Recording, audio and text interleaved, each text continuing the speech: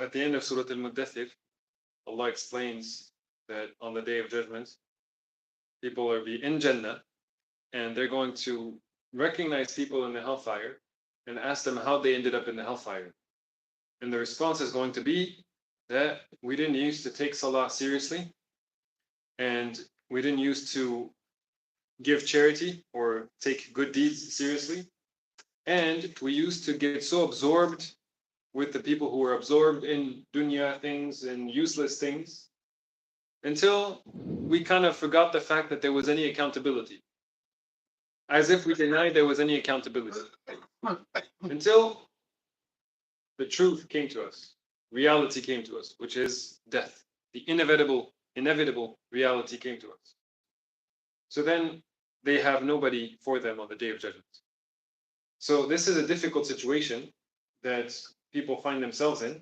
So 2 surahs down, you go to Surat al-Insaan, which is Surah 76, and this is the surah we hear or it's recommended, it's sunnah to say Surat al-Insaan, to recite Surat al-Insaan in Fajr of Yawm al-Jumu'ah.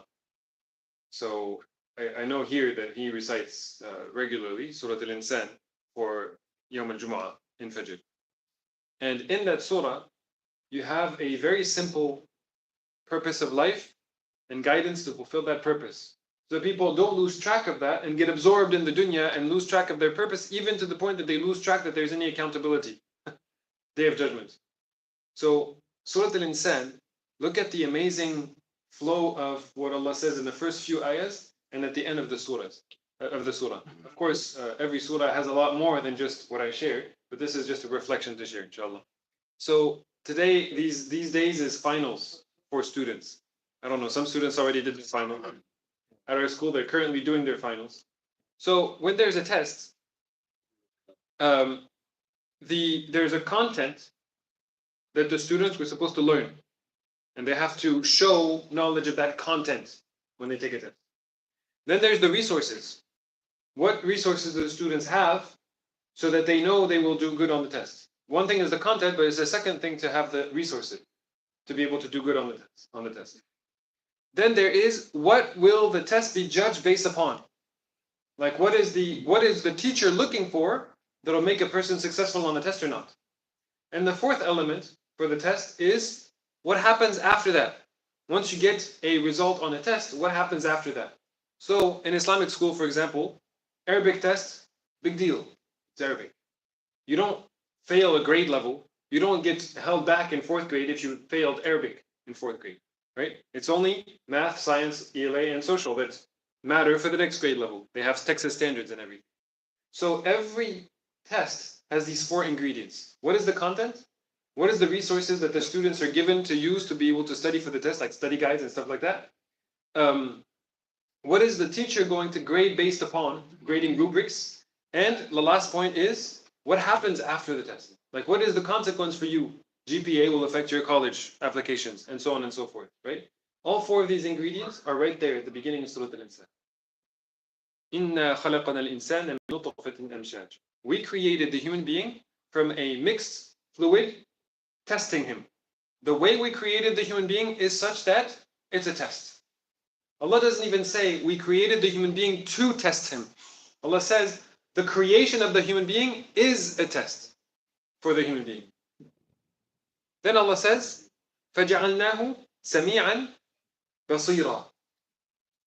This human being is made of all these different traits and characteristics. We created the human being from a mixed fluid, mixed with all these characteristics. This is the content that you're going to work with to pass the test.